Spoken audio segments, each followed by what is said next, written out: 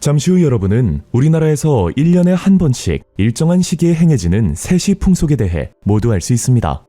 자, 그럼 로빈의 기록을 시작합니다.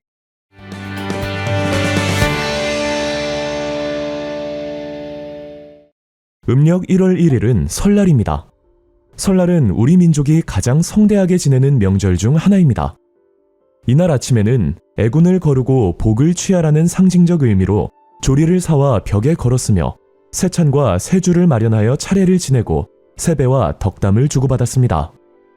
윷놀이, 널뛰기, 연날리기 등의 민속놀이를 즐기며 흥을 돋우고 떡국을 먹는 풍습도 이어졌습니다.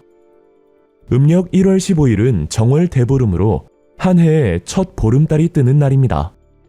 예로부터 우리 조상들은 밝은 달을 보며 풍년과 마을의 평안, 가족의 건강과 복을 기원하였습니다.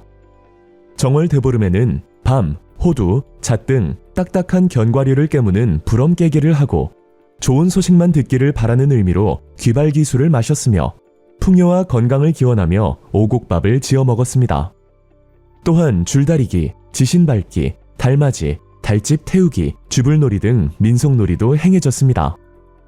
2월 또는 3월에는 한식이 있습니다. 한식은 동지로부터 105일째 되는 날로 보통 양력 4월 5일경에 해당합니다. 이날은 이름 그대로 불을 피우지 않고 찬 음식을 먹는 풍습이 있습니다.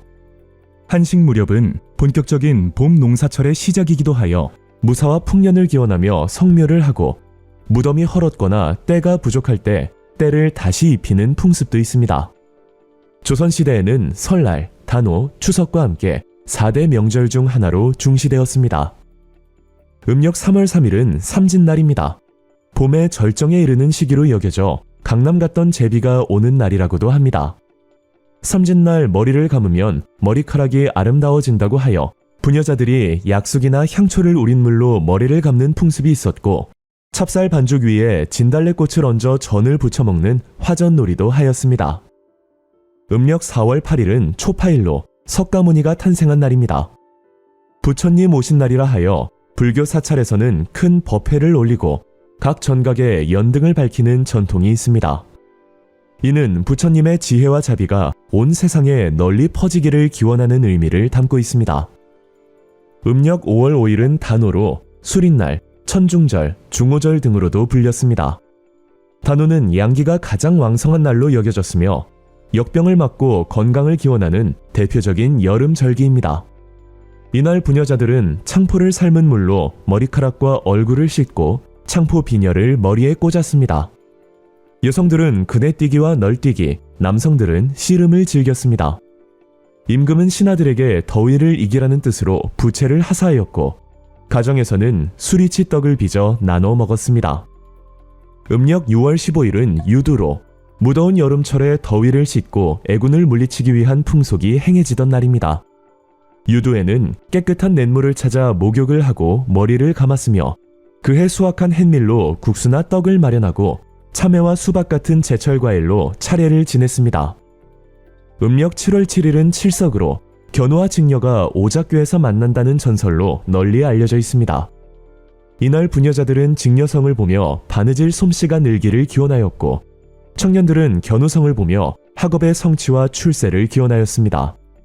또한 여름옷을 깨끗이 빨아 보관하고 장마철에 눅눅해진 책을 꺼내어 말리는 풍습도 있었습니다. 음식으로는 호박전, 밀전병, 밀국수 등을 먹었습니다.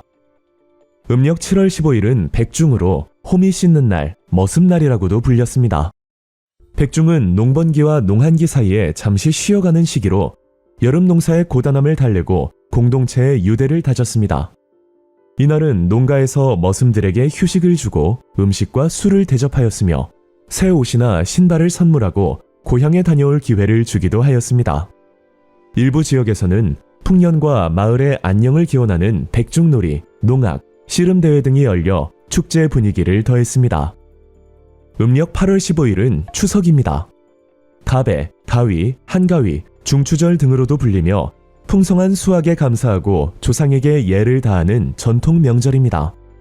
이날에는 새로 수확한 곡식과 과일로 차례를 지내고 성묘와 벌초를 하였습니다. 강강술래, 줄다리기, 달맞이 같은 민속놀이를 하였고 송편, 토란국 등을 함께 먹었습니다. 추석은 신라 유리왕 때 길쌈 시합 후 그 결과에 따라 잔치를 연 것에서 기원했다고 전해집니다. 음력 9월 9일은 중양절 또는 중양일로 예로부터 장수를 기원하는 날로 여겨졌습니다. 국화꽃을 따서 담근 국화주를 마시며 건강과 장수를 기원하고 국화꽃잎을 찹쌀가루와 반죽해 만든 국화전을 먹는 풍습도 있었습니다. 입동은 24절기 중 19번째 절기로 겨울이 시작됨을 알리는 날입니다. 양력으로는 대개 11월 7일 또는 8일경에 해당하며 이 시기부터 본격적인 추위가 시작됩니다. 입동에는 김장을 담그거나 어르신께 음식을 대접하며 건강과 장수를 기원하는 나눔 풍속인 치개미가 있습니다. 동지는 24절기 중 22번째 절기로 양력 12월 22일 또는 23일경에 해당하며 1년 중 낮이 가장 짧고 밤이 가장 긴 날입니다. 예로부터 동지는 단순한 절기가 아니라 새해의 시작을 알리는 날로 여겨져 작은 설이라 불렸습니다. 팥의 붉은색이 나쁜 기운과 잡기를 쫓는다고 믿어 집안 곳곳 팥죽을 뿌려 애군을 막고 팥죽을 쑤어 나눠 먹었습니다. 12월은 한 해의 마지막 달이라는 뜻에서 섣달이라 불렸습니다. 연말이 가까워지면 가족이나 친지들 사이에 세찬이라 하여 마른 생선, 육포, 곶감, 사과, 배 등을 주고받았습니다. 음력 12월 31일, 즉 금음날 밤에는 해 지킴이라 하여 집 안팎에 불을 밝히고 자지 않고 밤을 새우며 한 해를 마무리하였습니다. 여러분, 재미있게 보셨나요? 저희는 민속놀이 편으로 다시 찾아오겠습니다. 로빈의 역사 기록.